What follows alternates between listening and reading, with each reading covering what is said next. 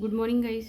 Chemistry class में आपका स्वागत है। 12th क्लास के इस लेक्चर में हमारा चल रहा है एल्डिहाइड कीटोन कार्बोक्सिलिक एसिड। इस चैप्टर के अंदर हम देख चुके हैं पहले structure of carbonyl groups, nomenclature, और इसके बाद में हमने देखा स्ट्रक्चर ऑफ कार्बोनाइल ग्रुप, जिसके अंदर हमने ये देखा है कि carbonyl group is a polar bond which have polarity due to this there is partial positive charge as carbon atom, so it undergo nucleophilic addition reaction. Methods of preparation aldehyde ketone दोनों की combined हो चुकी हैं, जिसके अंदर पहला हमने देखा था oxidation of alcohol. If 1 degree alcohol oxidize it form aldehyde, and if secondary alcohol is used then it convert into ketone. Both alcohol can be oxidized in presence of chromium oxide और PCC, pyridinium chlorochromate। ठीक है। दूसरी बात आती है dehydrogenation of alcohol. Dehydrogenation last class के अंदर भी मैंने यही कमेंट किया था कि oxidation and dehydrogenation both are the similar terms. Oxidation की ही टर्म है, लेकिन दो अलग अलग टर्म है। एक तो है ऑक्सीजन जुड़ करके ऑक्सीडाइज होना और दूसरा हाइड्रोजन रिमूव होकर के ऑक्सीडाइज होना। ओके, देन डिहाइड्रोजिनेशन या dehydration. Dehydrogenation reaction takes place in presence of copper metal at 573 kelvin. Temperature बहुत मस्ट है, इंपॉर्टेंट है, याद रखना आपको। 573 केल्विन की प्रेजेंस में होता है। नेक्स्ट रिएक्शन हमने देखी थी ओजोनोलाइसिस रिएक्शन। ओजोनोलाइसिस रिएक्शन में हमने देखा कि एक हेट्रोसाइक्लिक कंपाउंड बनता है जिसको ओजोनॉइड रिंग बोलते हैं, और जो ओजोनॉइड रिंग होती है on further hydrolysis in presence of zinc metal it convert into carbonyl compounds. The nature of carbonyl compound will be depend on the substitution of the carbon atom, जिसके बेसिस पे हमने ये देखा कि how can we find out the product from the alkene molecule और how can we find out the reactant molecule from the carbonyl compound. दोनों ही condition में आपको डबल बॉन्ड ब्रेकडाउन किस तरीके से करना है, किस तरीके से कार्बोनाइल कंपाउंड में कन्वर्ट करना है, ये हमने लास्ट क्लास में देखा था। In last we have seen the hydration of alkynes. Hydration of alkynes takes place in presence of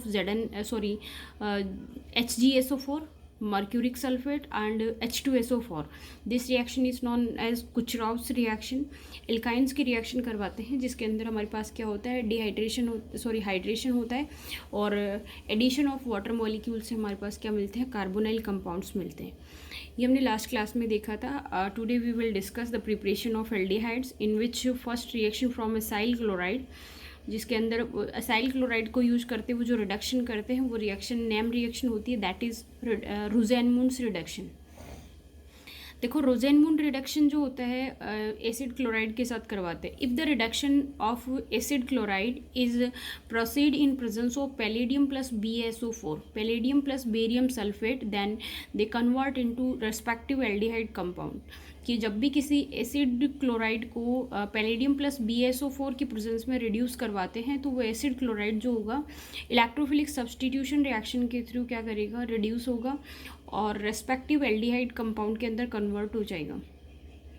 इस रिएक्शन के अंदर पैलेडियम जो होता है वो कैटलिस्ट का काम करता है, जबकि बेरियम सल्फेट जो होता है वो एक इनहिबिटर का काम करता है। इसका मतलब ये होता है ये कंट्रोल्ड रिडक्शन देते हैं, और कंट्रोल रिडक्शन में only remove only 2 hydrogen atom, 2 ही हाइड्रोजन प्रोवाइड करवाते हैं, जिससे जो एसिड क्लोराइड है वो सब्सटीट्यूट होकर के एल्डिहाइडिक कंपाउंड में कन्वर्ट हो जाएगा।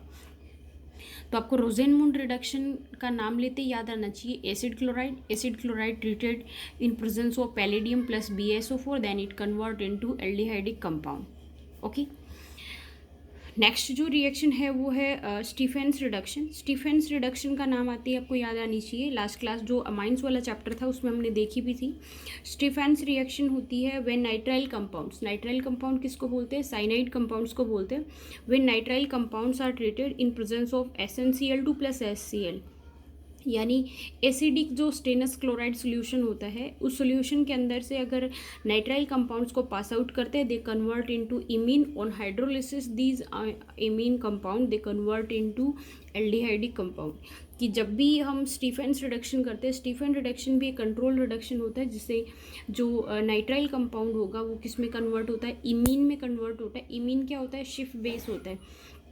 बेसिक नेचर का होता है, और इसका फर्दर हाइड्रोलिसिस करवाने से ये किस में कन्वर्ट हो जाएगा, एल्डिहाइड में कन्वर्ट हो जाएगा। तो सेकंड जो रिएक्शन है वो है स्टीफेंस रिडक्शन। तो Stephen reduction starts from nitrile compound. Rosenmund reduction starts from acid chloride. Rosenmund reduction takes place in presence of palladium plus BaSO4 and Stephens reaction takes place in presence of SnCl2 plus HCl। ठीक है, यहाँ तक की reaction बिल्कुल clear होनी चाहिए। Next देखें आप,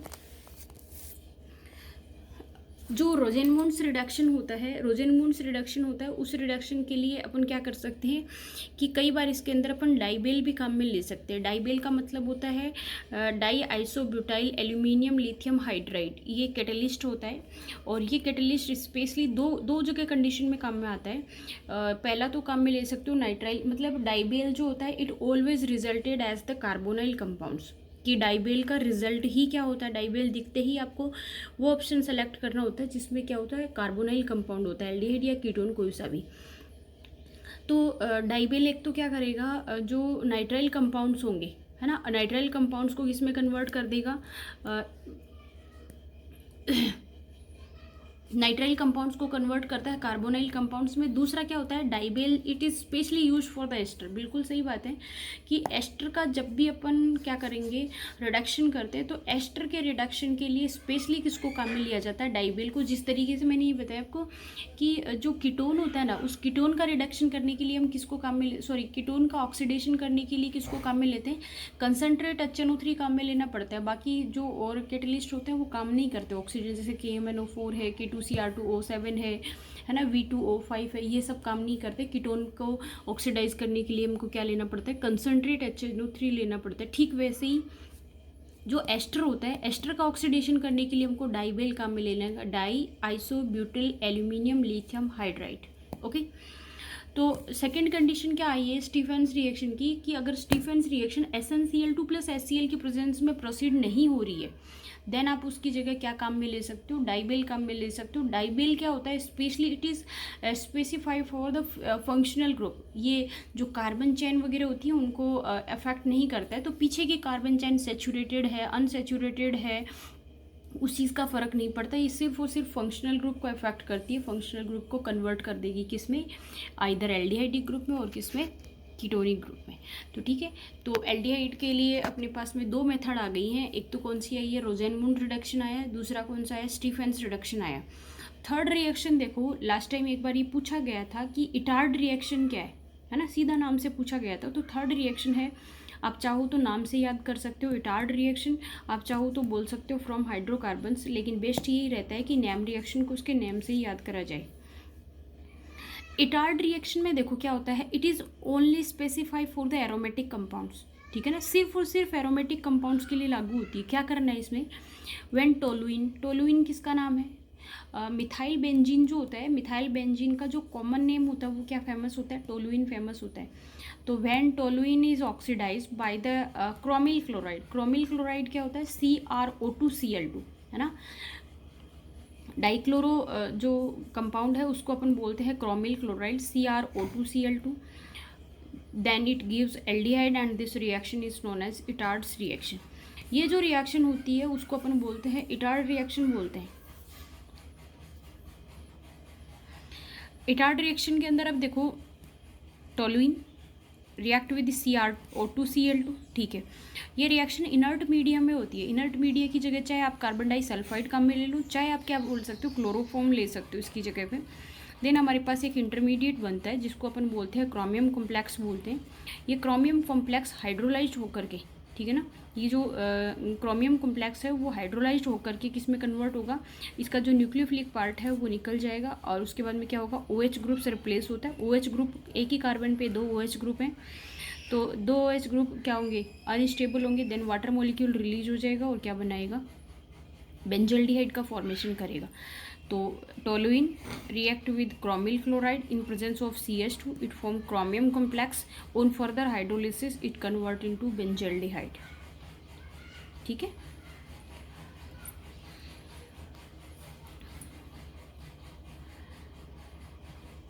इटार्ड रिएक्शन, ठीक है। नेक्स्ट जो रिएक्शन देखो, इस रिएक्शन के अंदर है ना। इस रिएक्शन के अंदर हम जब क्रोमिल क्लोराइड लिया है तो क्रोमिल क्लोराइड नहीं लेकर के अगर हम क्रोमिक ऑक्साइड ले लें, है ना, क्रोमियम ट्राई ऑक्साइड या क्रोमिक ऑक्साइड काम में लें, तो भी हमारे पास क्या मिलती है, एरोमेटिक एल्डिहाइड ही मिलेगा। तो देखो, if oxidation occurs in presence of CrO3 on hydrolysis they gives aldehyde, कि जब टोलुइन को हम ऑक्सीडाइज करेंगे, किसकी प्रेजेंस में ऑक्सीडाइज करना है, CrO3 की प्रेजेंस में ऑक्सीडाइज करेंगे, तो वो क्या होगी, हाइड्रोलाइज करवाने पर वो किस में कन्वर्ट हो जाएगी, एल्डिहाइड में कन्वर्ट हो जाएगी। ये रिएक्शन है वो भी किसके लिए, स्पेसिफाई रिएक्शन है, ऑप्शनल है किसका, इटार्ड रिएक्शन का। इटार्ड रिएक्शन के अंदर हमने लिया था CrO2Cl2, यहाँ पे क्रोमियम ट्राई ऑक्साइड काम में ले रहे हैं। वो रिएक्शन हुई थी इनर्ट मीडियम में, ये रिएक्शन हो रही है किसमें, एसिडिक मीडियम के अंदर हो रही है। तो इस रिएक्शन को करवाने पर भी ये क्या मिल रहा है हमारे को, इंटरमीडिएट मिला है। इंटरमीडिएट का फर्दर क्या किया है, हाइड्रोलिसिस किया और ये कन्वर्ट किस में हो गया है, बेंजल्डिहाइड के अंदर कन्वर्ट हो गया है। तो आपको, लेकिन आपको अगर ये पूछे, अब बात ये आ गई कि इटार्ड रिएक्शन में दो ऑप्शन आ गए, टोलुइन रिएक्ट विद CrO3, ये वाली रिएक्शन लिखे, ये नहीं, टोलुइन रिएक्शन ये होती है। इसकी ऑप्शनल रिएक्शन ये है कि इसकी जगह पे हम इसको काम में ले सकते हैं। अगर आपसे ये देख करके, है ना, टोलुइन देख करके ये देता है, CrO3 देता है, तो भी आपका प्रोडक्ट क्या होगा, बेंजल्डिहाइड ही होगा। लेकिन इटार्ड रिएक्शन का नाम आते ही आपको ये लिखनी है, मिथाइल बेंजीन या फिर toluene react with CrO2Cl2 in presence of CS2, chromium complex बनेगा, on hydrolysis is convert into benzaldehyde. Okay, next जो है वो देखो, ये रिएक्शन बहुत इंपॉर्टेंट है। इसके लिए देखो मैं आपको दोनों रिएक्शन एक साथ बताती हूँ। ये when toluene is treated with Cl2, कि जब टोलुइन की रिएक्शन क्लोरीन के साथ करवाते हैं इन प्रेजेंस ऑफ HNu, सनलाइट के प्रेजेंस में, on hydrolysis it gives aldehyde. इसने बोला है कि जब टोलुइन की रिएक्शन क्लोरीन, मतलब टोलुइन का क्लोरीनेशन करवाना है आपको, और क्लोरीनेशन किसके प्रेजेंस में, HNu यानी सनलाइट के प्रेजेंस में करवाना है, तो आपके पास में फ्री रेडिकल रिएक्शन होती है, ठीक है ना।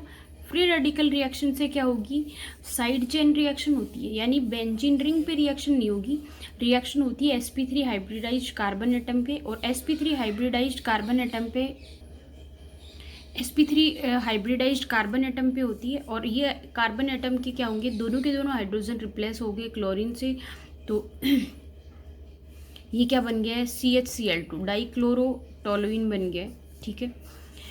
अब देखो, जब इसका हाइड्रोलिसिस करवाएंगे तो जो क्लोरीन एटम है उसका रिप्लेसमेंट हो जाएगा किससे, OH ग्रुप से, है ना। Cl- का रिप्लेसमेंट होगा OH ग्रुप से। तो हाइड्रोलिसिस के बाद में ये कन्वर्ट हो जाएगा किसमें, बेंजल्डिहाइड के अंदर कन्वर्ट हो जाएगा, ठीक है ना। तो देखो ये इसमें ना, जब टोलुइन है उसकी रिएक्शन आप अगर क्लोरीन के साथ करवा रहे हो, जब भी आपको सनलाइट मिले, HNu लिखा हुआ मिले, तो आपको हमेशा ये की बात याद रखनी है कि जब भी HNu आएगा हमेशा रिएक्शन किसकी प्रेजेंस में होगी, सॉरी, रिएक्शन किस मैकेनिज्म से होगी, फ्री रेडिकल मैकेनिज्म से होगी। ये इंडिकेशन होता है इस रिएक्शन का, मतलब कहाँ पे भी अगर आप ये देखोगे तो आपको HNu देखते ही ये देखना है कि उस रिएक्टेंट के अंदर कोई sp3 हाइब्रिडाइज्ड एटम है क्या, बेंजीन रिंग में नहीं है क्योंकि सारे sp2 है। तो ऐसा देखते ही आपको साइड में रिएक्शन करवानी है। क्लोरीन एटम है, क्लोरीन की रिएक्शन करवाई, क्लोरीन का रिप्लेसमेंट हो गया हाइड्रोजन एटम से, और क्या बन गया, CHCl2 बन गया। जब इसका हाइड्रोलिसिस करवाओगे तो दोनों क्लोरीन एटम किसे, OH ग्रुप, एक ही कार्बन एटम पे दोनों OH ग्रुप है, तो क्या हो जाएंगे, वो वाटर मॉलिक्यूल लूज करेंगे और क्या बनाएंगे, बेंजल्डिहाइड बनाएंगे। ये रिएक्शन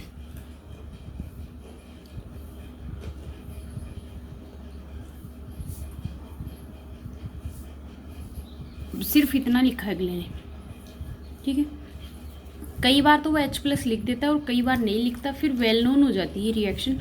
ऐसा होने की कंडीशन में ये क्या होती है, इलेक्ट्रोफिलिक सब्सटीट्यूशन रिएक्शन है ये, ठीक है। और हमें पता है कि इलेक्ट्रोफिलिक सब्सटीट्यूशन रिएक्शन जो होती है वो either they takes place in presence of, takes place at ortho और पैरा पोजीशन। आप लोगों के नहीं है, लेकिन फिर भी बताया मैंने, ये रिएक्शन कई बार पूछ लेते हैं कि अगर ये दे रखा है तो आपको रिएक्शन इस पे करवानी है। ये दे रखा है, देन आपको रिएक्शन करवानी होती है या तो ऑर्थो पे या पैरा पे। ये फ़र्क हो जाता है इस चीज़ का, क्योंकि कुछ नहीं दिया इसका मतलब इलेक्ट्रोफिलिक सब्सटीट्यूशन रिएक्शन करवाओ, लेकिन अगर H न्यू दिया इसका मतलब साइड चेन रिएक्शन करवानी। आपको सिर्फ ऊपर वाली रिएक्शन याद रखनी है, ठीक है। तो इसके अंदर हम कौन कौन से देख चुके हैं? Rosenmund reduction, Stephen reduction, Etard reaction, तीनों याद रखना। नाम के साथ ही पूरी की पूरी बात याद आनी चाहिए आपको।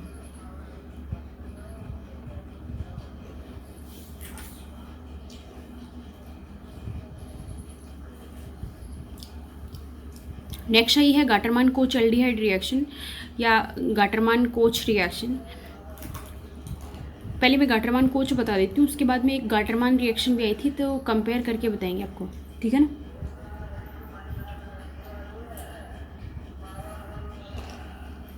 देखो गाटरमान कोच एल्डिहाइड रिएक्शन, देखो गाटरमान कोच एल्डिहाइड रिएक्शन में क्या करवाते हैं? When benzene react with carbon monoxide and hydrogen chloride in presence of anhydride AlCl3 oblique. तो benzene, carbon monoxide, hydrogen chloride in presence of anhydrous AlCl3। इसका मतलब ये है कि इसका तो कोई बनेगा इलेक्ट्रोफाइल। एनहाइड्रस AlCl3 की प्रेजेंस में होती है इलेक्ट्रोफिलिक सब्सटीट्यूशन रिएक्शन। तो इसकी किसी भी पोजीशन पे, क्योंकि इसमें ऑर्थो पैरा कुछ नहीं है, क्योंकि कॉमन है, तो इसकी किसी भी पोजीशन के ऊपर क्या होगा? इलेक्ट्रोफाइल का सब्सटीट्यूशन होगा। तो when benzene is treated with carbon monoxide and hydrogen chloride in presence of anhydrous AlCl3 it gives benzaldehyde reaction, है ना। It gives benzaldehyde and this reaction is known as Gattermann Koch reaction. अब देखो मैं Gattermann Koch और Gattermann reaction दोनों में compare करवा रही हूँ। गाटरमान कोच रिएक्शन तो आपको याद होगी, benzene treated with carbon monoxide and HCl in presence of anhydrous AlCl3 it gives benzaldehyde, okay. दूसरी देखो दूसरा जो होता है ना गाटरमान रिएक्शन के लिए आप एक बार याद करो कि जो डाइएजोनियम सॉल्ट था उसके अंदर दो रिएक्शन देखी थी। एक तो देखी थी हमने सैंडवेयर रिएक्शन और एक देखी थी गाटरमान रिएक्शन। तो गाटरमान रिएक्शन होती है जब डाइएजोनियम सॉल्ट की रिएक्शन कॉपर मेटल के साथ करवाते हैं, और जिस भी डेरिवेटिव के साथ करवाएंगे, जैसे कॉपर मेटल के साथ में अगर आपने Cl2 लिया है, Br2I2 जो भी लिए, तो उनका रेस्पेक्टिव क्या हो जाएगा? न्यूक्लियोफिलिक सब्सटीट्यूशन रिएक्शन होती है वो, ठीक है ना। तो जब diazonium chloride reaction with copper plus HCl ले लो तो क्या बन जाएगा? क्लोरोबेंजीन बन जाएगा। HBr लिया ब्रोमोबेंजीन बन जाएगा। Ki लिया आयोडोबेंजीन बन जाएगा। HBF4 लिया फ्लोरोबेंजीन बन जाएगा, है ना। तो डाइएजोनियम सॉल्ट की रिएक्शन अगर कॉपर मेटल के साथ करवाते हो गाटरमान रिएक्शन, सिर्फ गाटरमान रिएक्शन है। और अगर बेंजीन की reaction carbon monoxide plus HCl in presence of anhydrous AlCl3 then it form benzaldehyde. This reaction is known as Gattermann Koch aldehyde reaction, ठीक है ना, याद रखना ये। तो इस क्लास के अंदर अपने क्या क्या देखा, एक बार मैं रिपीट करूँ। रोजेनमुंड reduction when acid chloride treated in presence of palladium plus BSO4 they convert into respective aldehyde. Second reaction देखी थी हमने Stephens reaction, when nitrile compounds are treated in presence of SnCl2 plus HCl they convert into aldehydic compound. This reaction is optional. It can be converted. It can be takes place in presence of diBel, diisobutyl lithium aluminium hydride. Next थी Etard reaction थी toluene treated with chromyl chloride on further hydrolysis the complex of chromium convert into benzaldehyde. Next जो reaction देखी है हमने वो देखी थी toluene reaction with chlorination या reaction with Cl2 in presence of sunlight. It side chain reaction takes place by free radical mechanism and we obtain benzaldehyde. और next reaction क्या है? Gattermann Koch aldehydic reaction. Thanks, have a nice day.